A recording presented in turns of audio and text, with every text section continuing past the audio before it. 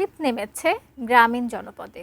কুয়াশার চাদর ভেদ করে সূর্য উঁকি দেওয়ার আগেই গাছ থেকে রস সংগ্রহে ব্যস্ত হয়ে পড়ছেন গাছিরা।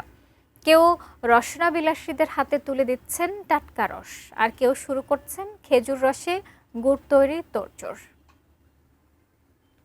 কুষ্টিয়া শহরের বাইপাস সড়কের পাশে গাছিদের কর্মযজ্ঞ।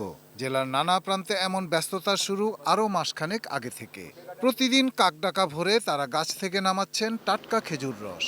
তার অমৃত স্বাদ নিতে রস পিপাসুদের বেশ ভিড়। এটার এত চাহিদা যে আপনি সকাল সকাল না আসলে হয়তো পাবেন না। আমি এসেছি চুয়াডাঙ্গা থেকে, অনেক দূর থেকে এসেছি রস খাওয়ার জন্য।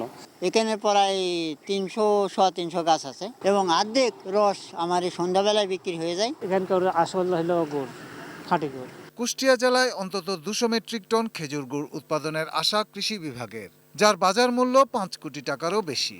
1 লিটার রস থেকে প্রায় 150 গ্রাম গুড় উৎপাদন হয়ে থাকে এবং এক্ষেত্রে মোট উৎপাদিত রসের প্রায় 4 ভাগের 1 ভাগ জুস অর্থাৎ রস হিসাবেই খাওয়া হয়ে থাকে। খেজুর গুড়ের জন্য বিখ্যাত Natore.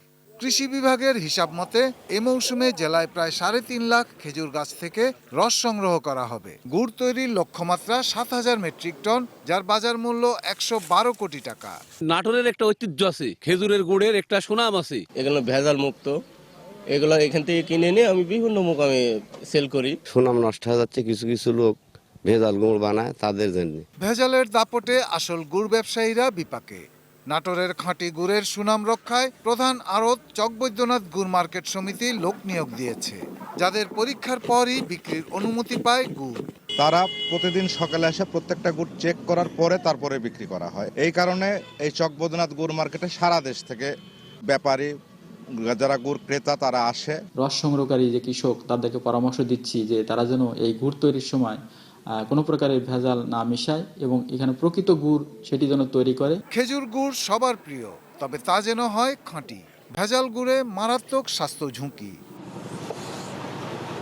Shahidul Rana, desk report, ATN news.